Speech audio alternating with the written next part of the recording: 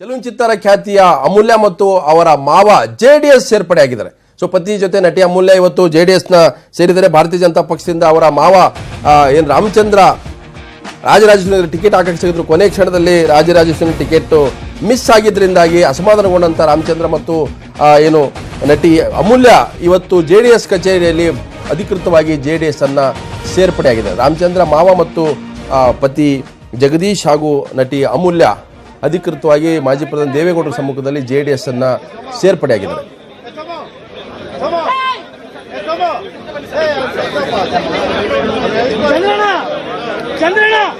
ದಯಮಾಡಿ ಸೇರ್ಪಡೆ ಆಗ್ತೀವಿ, ಸ್ವಲ್ಪ ಒಂದ್ ಎರಡಕ್ಕೆ ಹಿಂದೆ ಹೋಗ್ಬೇಕು. ದಯಮಾಡಿ ಎಲ್ಲ ಹಿಂದೆ ಹೋಗ್ಬೇಕು ಪ್ಲೀಸ್.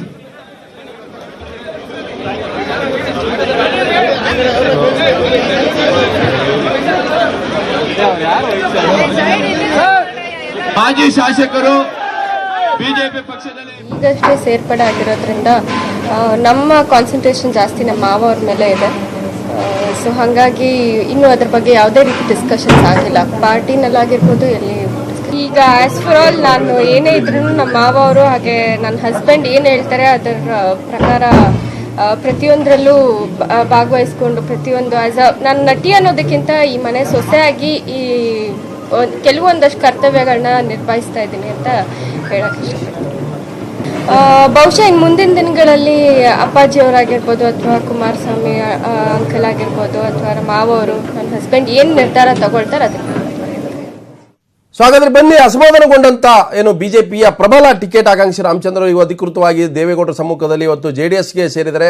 ರಾಮಚಂದ್ರ ಅವರೇ, ಕೊನೆಗೂ ಕೂಡ ನಿಮಗೆ ಬಿಜೆಪಿಯಲ್ಲಿ ಅನ್ಯಾಯ ಆಯಿತು ಅನ್ನುವಂಥದ್ದು. ಹಾಗಾದ್ರೆ ಯಾರ ಮೇಲೆ ನಿರೀಕ್ಷೆ ಇಟ್ಕೊಂಡ್ರಿ? ಯಾಕೆ ಬಿಜೆಪಿ ನಿಮ್ ಕೈ ಕೊಡ್ತು? ಇವತ್ತು ಜೆಡಿಎಸ್ ಸೇರಿಕೆ ಕಾರಣ ಏನು?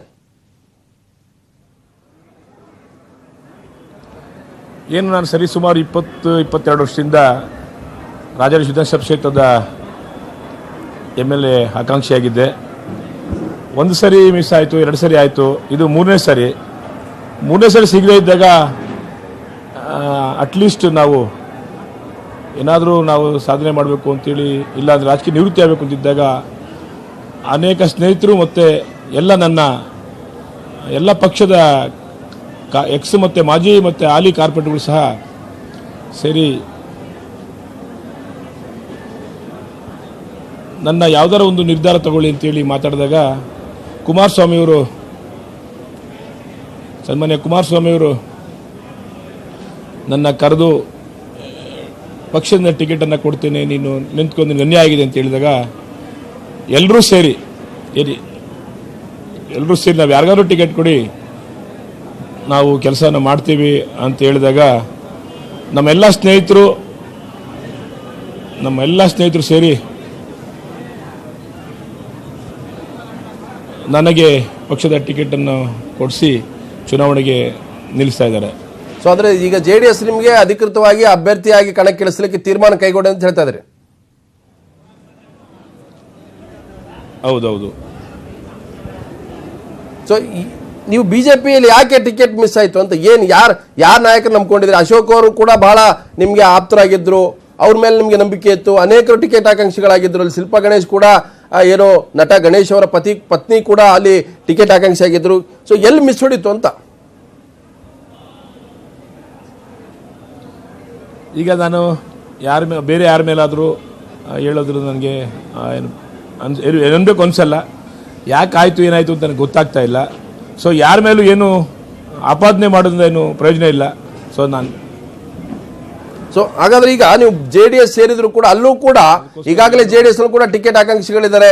ನಿಮ್ಮ ಪ್ರಕಾಶ್ ಅವರು ನಗರ ಜಿಲ್ಲಾ ಜೆಡಿಎಸ್ ಅಧ್ಯಕ್ಷ ಪ್ರಕಾಶ್ ಕೂಡ ಟಿಕೆಟ್ ಆಕಾಂಕ್ಷಿ ಇದ್ದಾರೆ. ಅಲ್ಲಿ ಬೇರೆ ಬೇರೆಯವರು ಕೂಡ ಪ್ರಯತ್ನ ಮಾಡ್ತಾ ಇದ್ದಾರೆ. ಸೊ ಅವರೆಲ್ಲರೂ ಕೂಡ ಮನವೊಲಿಸಿದ್ರ ರಾಜಸ್ಥಾನದಲ್ಲೇ ಟಿಕೆಟ್ ವಿಚಾರಕ್ಕೆ? ನಾನು ಪ್ರಕಾಶ್ ಒಳ್ಳೆ ಸ್ನೇಹಿತರು, ಬಹಳ ವರ್ಷಗಳಿಂದ ಒಳ್ಳೆ ಸ್ನೇಹಿತರು. ಸೊ ಅದನ್ನ ಏನು ತೀರ್ಮಾನ ಮಾಡ್ತಾರೆ ಕುಮಾರಸ್ವಾಮಿ ಮತ್ತು ಸನ್ಮಾನ್ಯ ಕುಮಾರಸ್ವಾಮಿ ಮತ್ತು HD ದೇವೇಗೌಡರು ತೀರ್ಮಾನ ಮಾಡ್ತಾರೆ ಅದನ್ನು. ಸೊ ನಿಮಗೆ ಈಗ ಭರವಸೆ ಕೊಟ್ಟಿದ್ದಾರೆ ಜೆಡಿಎಸ್ ಸೇರಿದ್ರೆ ನಿಮಗೆ ಅಭ್ಯರ್ಥಿಯಾಗಿ ಕಣಕ್ಕಿಳಿಸ್ತೀವಿ, ಆ ಭರವಸೆ ಮೇಲೆ ಜೆಡಿಎಸ್ ಸೇರಿದ್ರಿ? ಹೌದೌದು. ಸೊ ಯಾಕಂದ್ರೆ ಇಲ್ಲಿ ಪ್ರಬಲ ಒಬ್ಬ ಶಾಸಕರಿದ್ದಾರೆ, ಮುನಿರತ್ನ ನಾಯ್ಡು ಈಗಾಗಲೇ ಕಾಂಗ್ರೆಸ್ನ ಹಾಲಿ ಶಾಸಕರು.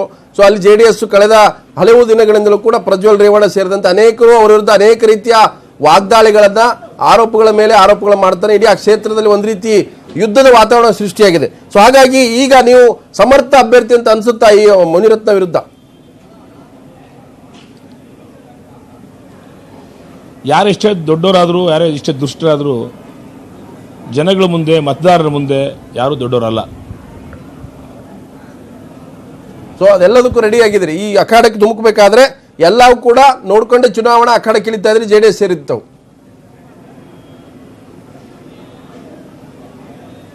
ಅಲ್ಲ ಸ್ವಾಮಿ, ಯಾರೋ ಎಲ್ಲಿಂದನೋ ಬಂದರು ಆಂಧ್ರ ಹೈದ್ರಾಬಾದ್ ಒಂದು ಎಲೆಕ್ಷನ್ ನಿಂತ್ಕೊಂತಾರೆ ಅಂದರೆ ನಾವು ಇಲ್ಲಿಯವರು ಹುಟ್ಟಿಲ್ಲಿ ಹೋದ್ರೆ ಈ ಎಲೆಕ್ಷನ್ ಫೇಸ್ ಮಾಡೋಕೆ ಆಗಬೇಕಲ್ಲ. ಅಲ್ಲ, ಈಗ ಅದೇ ಕ್ಷೇತ್ರ ಗೆದ್ದಿದಾರಲ್ಲ. ಈಗ ನೀವು ಹೇಳ್ತಾ ಇರೋದು ಒಂದು ಅಂಶ ಆದ್ರೆ ಆ ಅಂಶದಲ್ಲಿ ಇನ್ನೊಂದು ಅಂಶ ಇದೆಯಲ್ಲ. ಹೌದು ಹೌದು, ಅದಕ್ಕೆ ಮುಂಚೆನೇ ಬೇರೆ ಗೆದ್ದಿರಲ್ವಾ? ಹೌದು. ಸೊ ಅಂದ್ರೆ ಈ ಸಲದ ರಾಜರಾಜೇಶ್ವರಿ ಅಖಾಡ ಬಹಳ ರಂಗೇರುತ್ತೆ, ಜಿದ್ದ ಆಗಿರುತ್ತೆ ಸಲ ಕ್ಷೇತ್ರದ ಚುನಾವಣೆ. ಯಾಕಂಗಾಗಿದೆ ಅಂತಂದ್ರೆ ಈಗ ಸಾಮಾನ್ಯವಾಗಿ ನೀವು 4-5 ವರ್ಷ ನೋಡ್ತಾ ಇದ್ದೀರಾ. ಇವತ್ತು ಏನು BBMP ಇರ್ಬೋದು, ನಮ್ಮ ರಾಜೇಶ್ವರಿ ವಿಧಾನಸಭಾ ಕ್ಷೇತ್ರ ಯಾವ ರೀತಿ ಏನಾಗಿದೆ ಅಂತೇಳಿ, ಎಷ್ಟು ಅಟ್ರಾಸಿಟಿ ಕೇಸ್ ಆಗಿದೆ, ಯಾವ ರೀತಿ ಹಗರಣಗಳಾಗಿದೆ, ಯಾವ ರೀತಿ ನಮ್ಮ ಸಮುದಾಯದ ಹೆಣ್ಣು ಮಕ್ಕಳನ್ನ ಅವಮಾನ ಆಗಿದೆ ಅನ್ನೋದನ್ನ ನೋಡಿದ್ರೆ ನೀವು. ಸೊ ಅಂದ್ರೆ ಕಾನ್ಫಿಡೆನ್ಸ್ ಇದೆ ನಿಮ್ಮ ಚಾನೆಲ್ಗಳಲ್ಲಿ ಅದನ್ನೆಲ್ಲ ತೋರಿಸಿದ್ದೀರಾ. ಹೌದು ಹೌದು ಹೌದು. ಬಟ್ ಏನಂದ್ರೆ ಈಗ ಅಲ್ಲಿ ರಾಜೇಶ್ವರದಲ್ಲೂ ಕೂಡ JDS ಅಲ್ಲೂ ಕೂಡ ಒಂದೇನಿತ್ತು, ಮೊದಲು ಪ್ರಜ್ವಲ್ ರೇವಣ್ಣ ಬರ್ತಾರೆ, ರಾಜ್ಯಕ್ಕೆ ಕುಮಾರಣ್ಣ, ರಾಜೇಶ್ವರಕ್ಕೆ ಪ್ರಜ್ವಲ್ ಅಣ್ಣ ಅಂತ ಆ ಥರದೊಂದೆಲ್ಲ ಚರ್ಚೆಗಳಿತ್ತು. ಸೊ ಅದೀಗ ಸರಿ ಹೋಗಿದೆ. ಸೊ ಹಾಗಾದ್ರೆ ಈಗ ಅಲ್ಲಿ ನಿಮ್ಮ ಎಂಟ್ರಿ ಕ್ಲಿಯರ್ ಆಗಿದೆ ಅಂತ ತಾವು ಭಾವಿಸಿದ್ರಿ? ಅದು ಎಂಟ್ರಿ ಕ್ಲಿಯರ್ ಆಗಿ ಎಲ್ಲ ಆಗಿದೆ, ಎಲ್ಲ ಬಗೆಹರಿದಿದೆ, ಯಾವುದು ತೊಂದರೆ ಇಲ್ಲ. ಸೊ ರಾಮಚಂದ್ರ ಅವರೇ, ನಿಮಗೆ ಒಳ್ಳೇದಾಗಲಿ. ಯಾಕಂತಂದ್ರೆ ಈಗಾಗಲೇ BJPಯಿಂದ ಏನು ಟಿಕೆಟ್ ವಂಚಿತರಾಗಿ JDS ಕೂಡ ಸೇರಿದ ನಂತರ ಖಾತ್ರಿಸಿ ಆಗಿದೆ, ಭರವಸೆ ಕೊಟ್ಟಿದ್ದಾರೆ ದೇವೇಗೌಡ ಮತ್ತು ಕುಮಾರಸ್ವಾಮಿ, ನನ್ನನ್ನೇ ಆ ಅಖಾಡಕ್ಕೆ ಇಳಿಸ್ತಾರೆ ಅನ್ನೋಂಥದ್ದು. ಸೊ ಇದು ರಾಮಚಂದ್ರ ಅವರ ಮಾತು.